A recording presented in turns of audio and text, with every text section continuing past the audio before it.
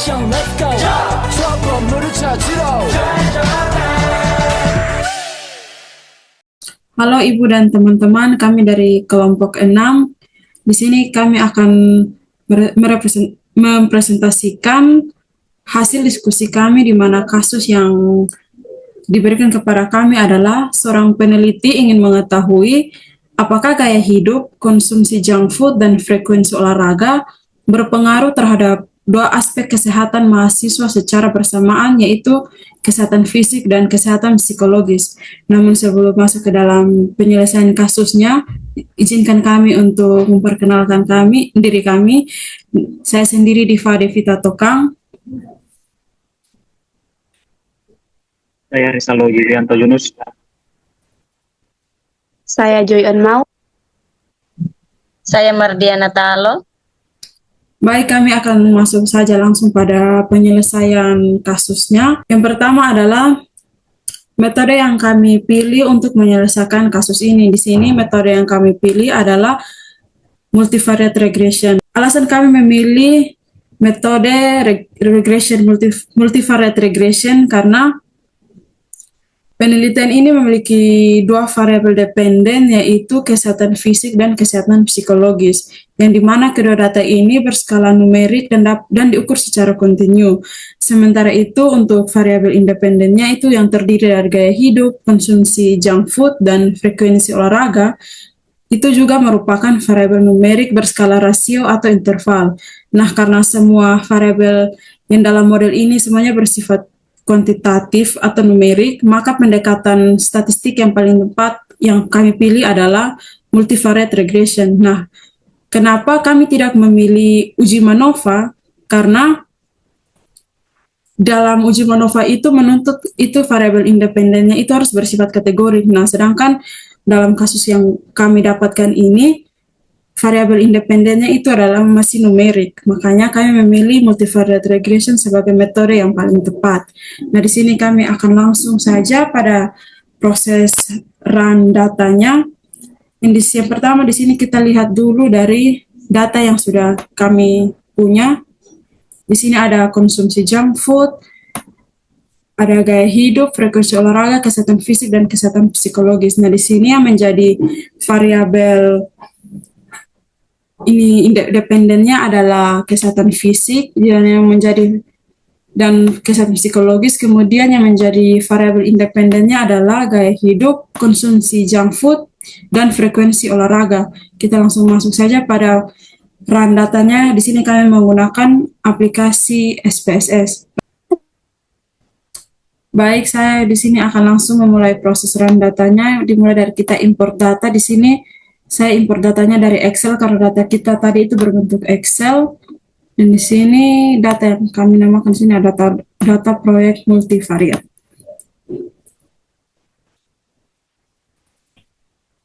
Kemudian kita klik OK. Di sini kita lihat di variable view. Nah, di sini kita rubah yang skala ya ini nominal ke scale semuanya. Kemudian kita lihat di bagian analyze. Kita pilih general linear model, kita pilih multivariate. Kemudian kita masukkan yang variabel dependennya ke dalam kotak dependent variabel. Kemudian ketiga variabel independen kita masukkan ke yang tabel covariate.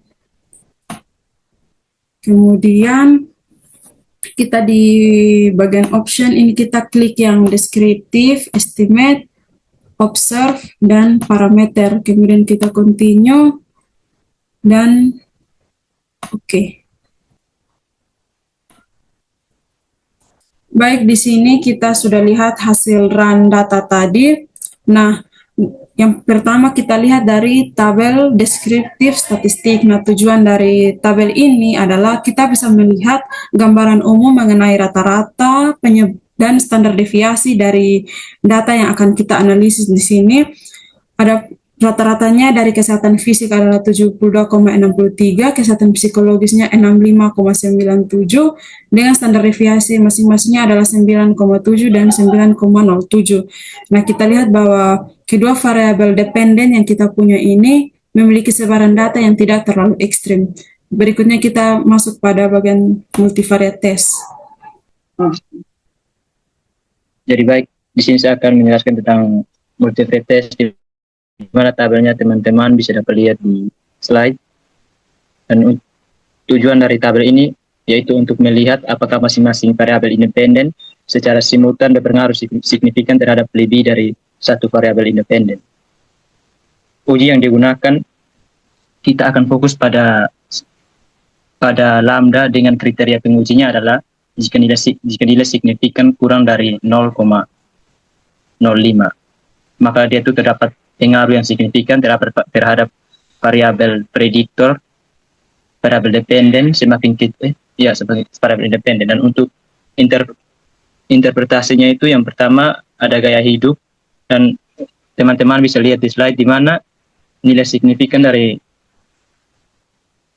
gaya hidup itu sama dengan 0,00. Karena dia kurang dari 0,05, maka dia signifikan terhadap kesehatan fisik dan kesehatan psikologi. Untuk yang kedua itu tentang konsumsi junk food, di mana nilai signifikannya juga 0,01, dia juga kurang dari 0,5, sehingga dia signifikan terhadap kesehatan fisik dan kesehatan psikologi. Dan untuk frekuensi olahraganya, nilai signifikannya itu sama dengan 0,01, dia juga kurang dari 0,005,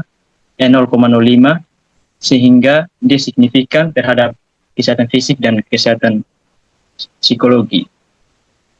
Sehingga kita bisa lihat bahwa ketiga variabel secara bersama-sama mempengaruhi kesehatan dan psikolog secara signifikan. Baik, selanjutnya berdasarkan tabel output ini, tujuan dari tabel ini untuk mengetahui pengaruh masing-masing prediktor terhadap masing-masing variabel dependen secara terpisah.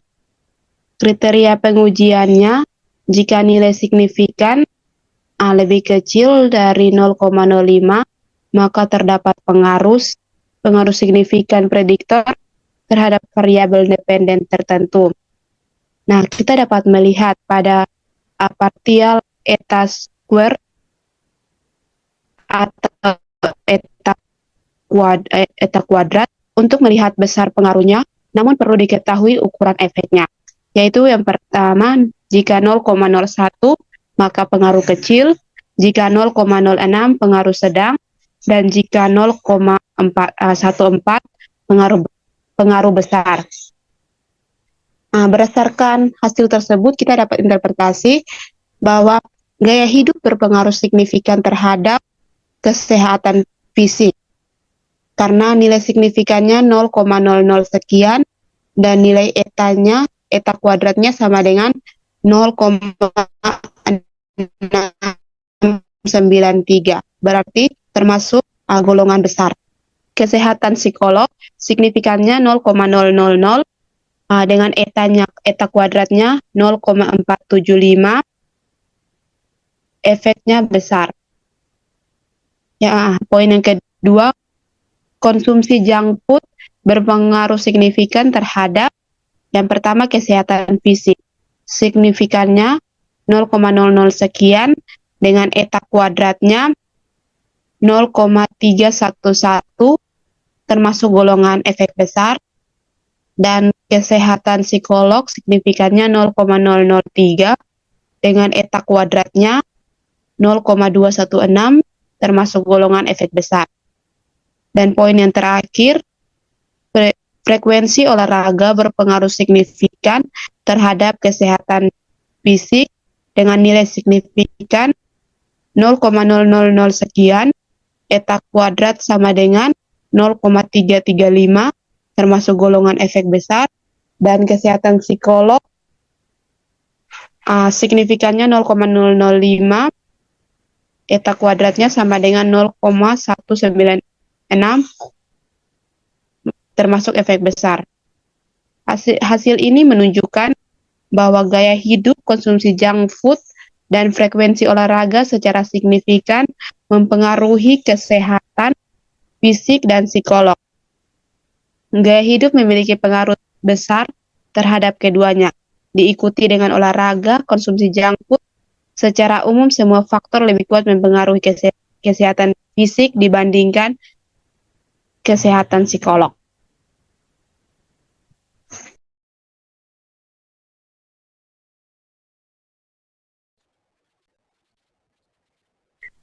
Oke, yang berikut kita lihat pada tabel parameter estimasi, di mana tujuan dari tabel ini untuk mengetahui arahnya positif atau negatif, kekuatan dan signifikansi pengaruh masing-masing variabel prediktor atau variabel bebas terhadap setiap variabel independen atau variabel terikat. Atau dengan kata lain, kita ingin mengetahui seberapa besar pengaruh dari masing-masing variabel prediktor terhadap variabel independen. Nah, yang pertama itu kita perhatikan pada tabelnya, di mana yang pertama kita perhatikan pada kesehatan fisik di variabel gaya hidup itu, di mana di situ arahnya positif dengan nilai signifikansinya itu 0,05, yang berarti semakin baik gaya hidup seseorang itu, maka kesehatan fisiknya juga akan naik. Terus yang pada variabel kedua yaitu konsumsi junk food, di mana kita lihat di situ nilainya negatif dengan nilai signifikansinya 0,00 sekian, yang berarti semakin tinggi seseorang itu mengonsumsi makanan junk food, maka kesehatan fisiknya akan menurun. Variabel yang ketiga yaitu frekuensi olahraga, di situ kita bisa melihat bahwa nilainya itu negatif, nilainya itu positif dengan nilai signifikansinya 0,00, yang berarti semakin sering seseorang berolahraga, maka kesehatan fisiknya juga akan meningkat. Terus yang berikut kita perhatikan pada variabel dependen di bagian kesehatan psikologis. Yang pertama itu pada gaya hidup, di mana di situ kita lihat bahwa nilainya itu arahnya positif dengan nilai signifikansinya 0,00, yang berarti gaya hidup yang positif itu dapat meningkatkan kesehatan psikologi seseorang. Terus yang kedua itu konsumsi junk food, di mana situ kita lihat bahwa nilainya itu negatif dengan nilai signifikansinya 0,03, yang artinya semakin sering seseorang mengonsumsi junk food, maka dapat menurunkan kesehatan psikologisnya. Terus yang ketiga itu frekuensi olahraga, di mana kita lihat di situ nilainya positif dengan nilai signifikansinya 0,05, yang artinya olahraga dapat membantu dalam meningkatkan kesehatan psikologi seseorang. Semua variabel prediktor dalam seperti gaya hidup, konsumsi junk food, dan frekuensi olahraga memiliki pengaruh signifikan terhadap kesehatan fisik dan kesehatan psikologi seseorang. Nah, gaya hidup di sini memberikan kontribusi besar positif, sedangkan untuk variabel konsumsi junk food itu sendiri berkontribusi negatif terhadap kedua ini variabel dependennya. Nah, sedangkan olahraga baik pada kesehatan fisik dan kesehatan psikologis itu memiliki dampak positif meskipun nilainya itu tidak sebesar gaya hidup.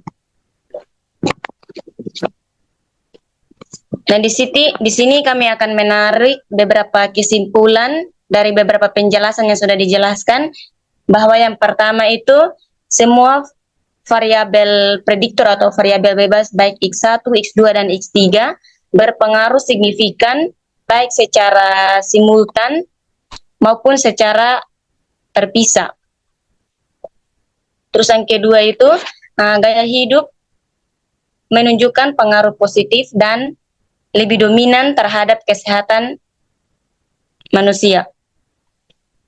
Terus yang berikut itu konsumsi junk food menunjukkan pengaruh negatif terhadap kesehatan fisik maupun kesehatan psikologis seseorang. Terus yang keempat itu frekuensi olahraga juga memberi kontribusi positif maupun meskipun efeknya lebih kecil dibandingkan gaya hidup.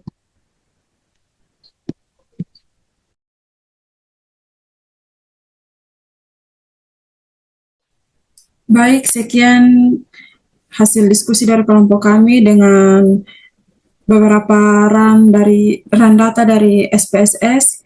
Mohon maaf apabila dalam penyampaian kami terdapat kesalahan kata ataupun yang tidak lengkap yang sedang kami sampaikan. Untuk itu kami mohon saran dan kritikan dari Ibu dan teman-teman sekalian. Terima kasih.